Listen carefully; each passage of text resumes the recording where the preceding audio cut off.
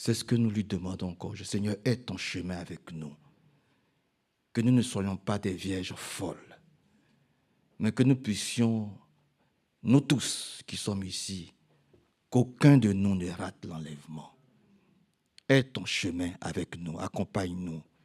Nous voulons être avec toi. Lisons cela dans le psaume 73.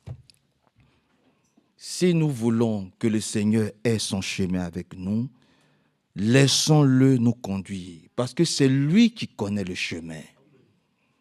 Voyez-vous, il n'y a que le Seigneur seul qui connaît le chemin. Nous ne connaissons pas le chemin. Il dit, je suis le chemin. Donc, Seigneur, fais ton chemin avec nous, comme ceux d'Emmaüs. Sois avec nous, fais le chemin avec nous. Ouvre nos yeux pour que nous puissions comprendre ce que nous devons comprendre alors que nous sommes à la fin de tout. Dans le psaume 73, nous pouvons lire à partir du verset 23. Dans le psaume 73, nous pouvons lire à partir du verset 23. Pourtant, je suis toujours avec toi. Amen. Vous comprenez, frère? Vous avez trouvé? Vous avez trouvé le psaume 73 à partir du verset 23?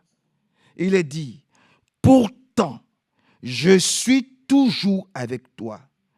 Tu m'as saisi la main droite. C'est ce que nous désirons. Nous voulons toujours avec lui, tous les jours.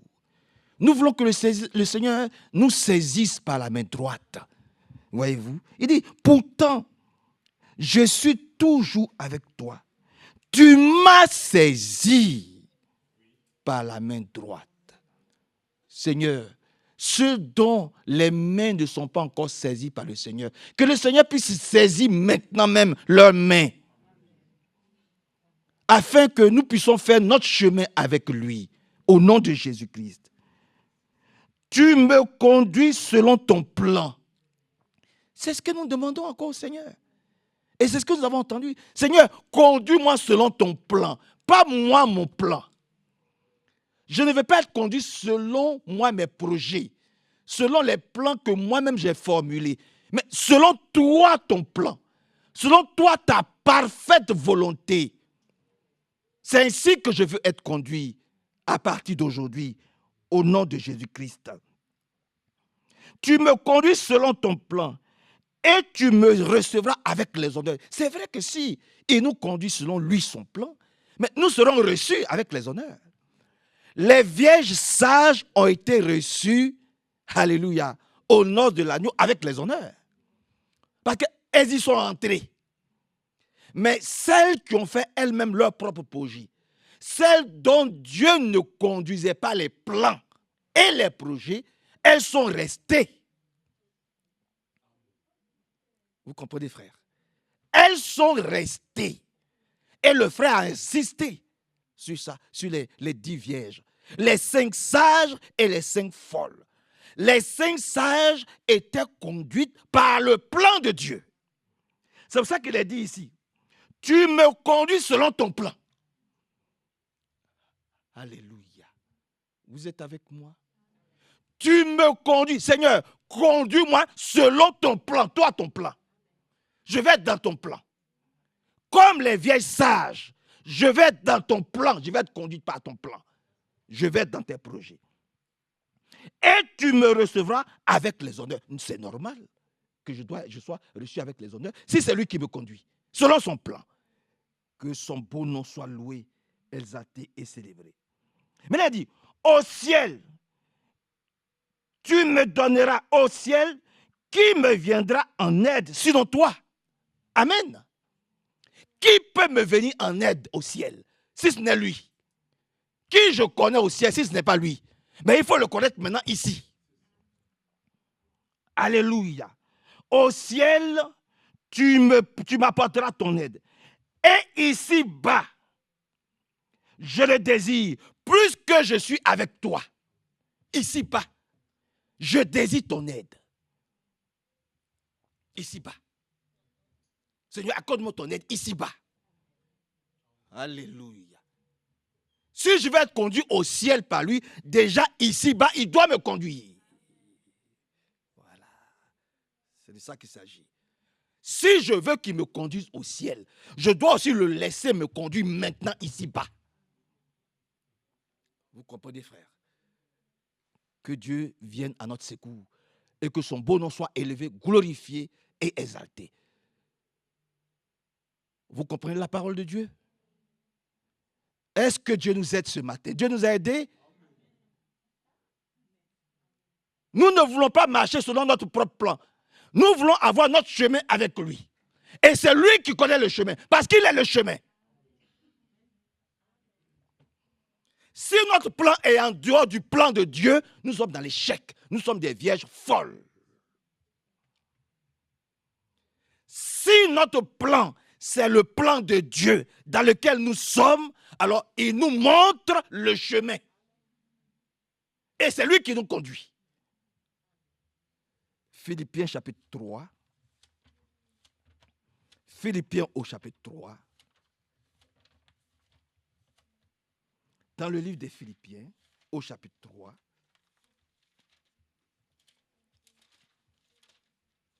Philippiens chapitre 3.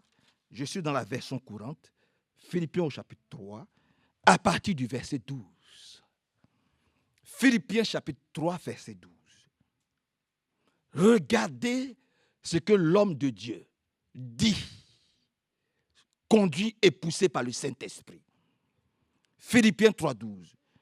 Je ne prétends pas avoir déjà atteint le but ou être déjà devenu parfait. Nous aussi. Amen. Nous aussi. Nous sommes dans cette position-là aujourd'hui. Je ne prétends pas avoir déjà atteint le but. Nous n'avons pas encore atteint le but, nous aussi. Ou être déjà devenu parfait. Mais je poursuis ma course pour m'efforcer d'en saisir le prix. Je poursuis ma course. Je ne m'arrête pas. C'est ce que nous avons entendu. Je poursuis ma course. Je ne m'arrête pas. Je continue. Pas n'importe comment, mais dans le plan de Dieu. Alléluia. Dans son plan. Je ne prétends pas être déjà arrivé. Je ne prétends pas avoir atteint le but. Mais qu'est-ce que je fais? Je poursuis ma course. Parce que chacun de nous a sa course à poursuivre. Frère Manasseh a sa course. Frère Brian a sa course. Frère Bernard a sa course. Chacun de nous, nous avons notre course. Et il faut que nous puissions aller jusqu'à remporter le prix. Car j'ai été moi-même saisi par Jésus-Christ. Non, frère. Je ne pense pas avoir déjà obtenu le prix. Mais je fais une chose. J'oublie ce qui est derrière moi. Alléluia. J'oublie. Je pardonne. Les offenses, les blessures, les injures, les humiliations. J'oublie. Alléluia. Mais si je n'oublie pas, ça va empoisonner ma vie. Si je n'oublie pas, mais je vais avoir de la rancune. Si je n'oublie pas, si je ne pardonne pas, je ne pourrai pas avancer. Il va y avoir un blocage. Donc, il nous donne l'astuce. Il nous donne le secret. Il dit quoi?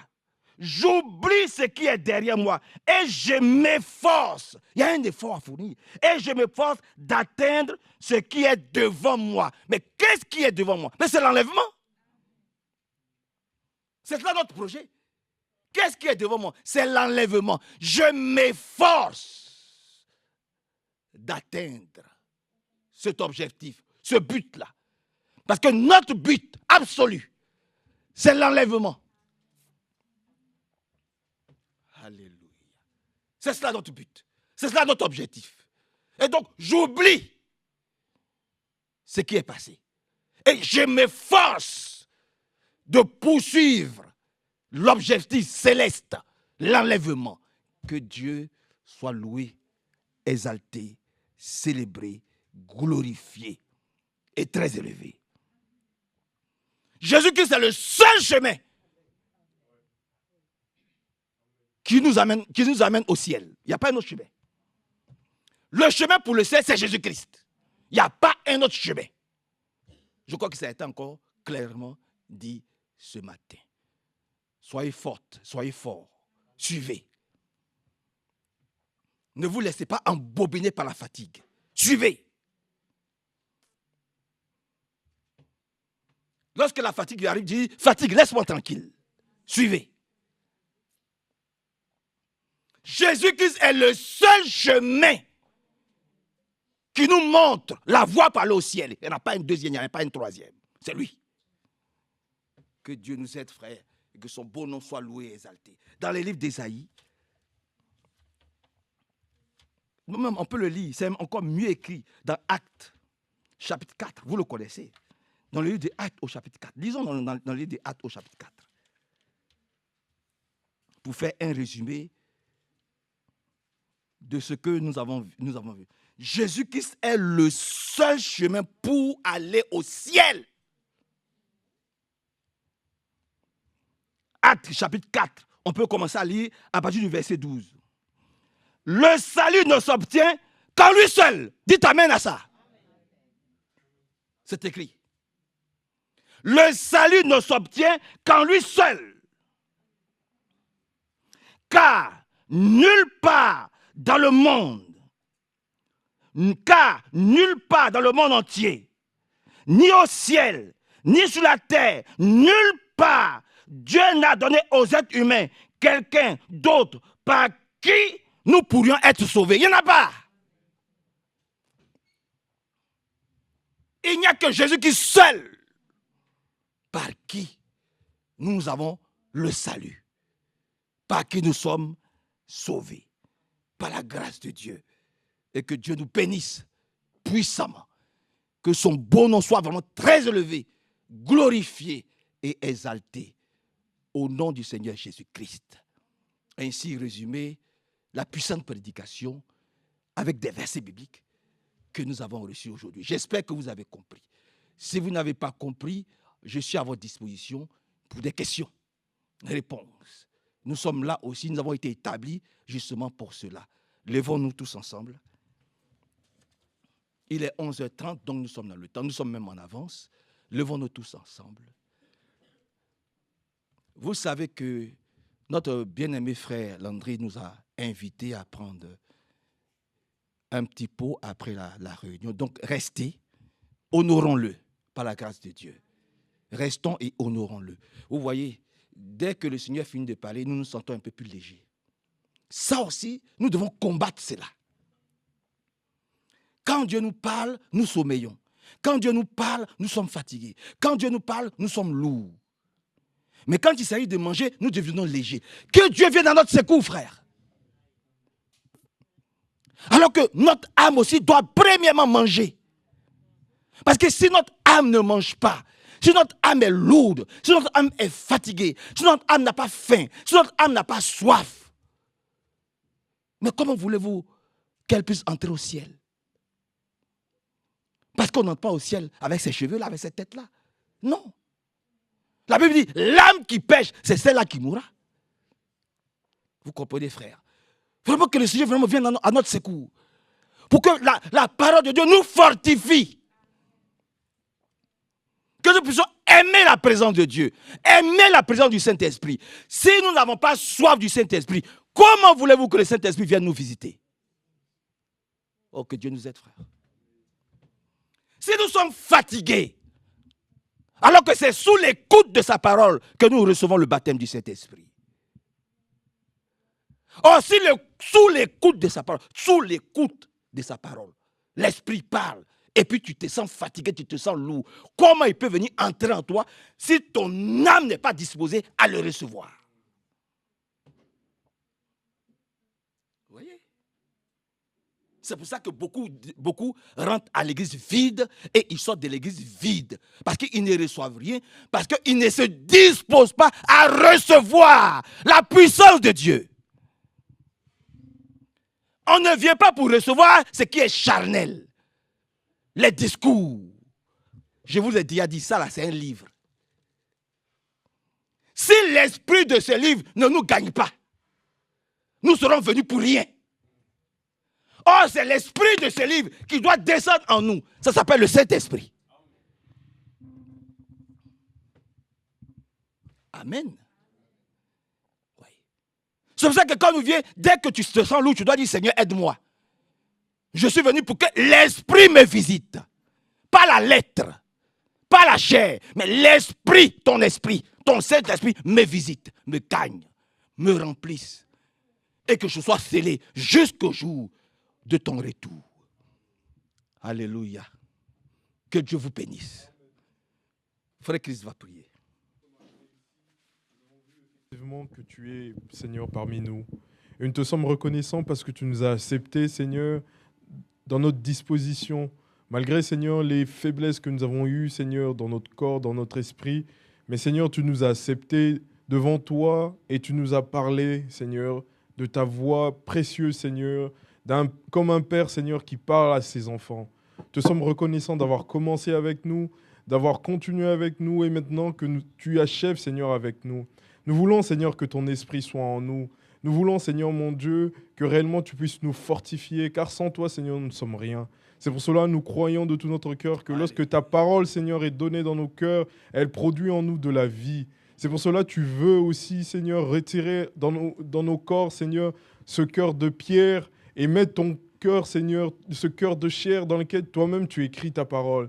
Que ton esprit, Seigneur, puisse nous accompagner, ton esprit, Seigneur, puisse nous relever, ton esprit, Seigneur, puisse nous fortifier, que nous puissions être forts de pouvoir marcher sur ton chemin. Comme nous l'avons entendu, tu es le chemin, la vie et la vérité. Seigneur, nous ne connaissons pas, Seigneur, ce chemin qui amène, Seigneur, au ciel, mais nous savons que toi qui as fait la promesse, tu nous accompagnes et tu nous montres, Seigneur, ce chemin. Et parce que toi-même tu l'es, louange et honneur te soient rendus. Bénis, Seigneur, ton peuple par qui, Seigneur, mon Dieu, tu continues toujours de parler. Bénis, Seigneur, ton serviteur par qui tu nous as encore parlé. Bénis ton peuple.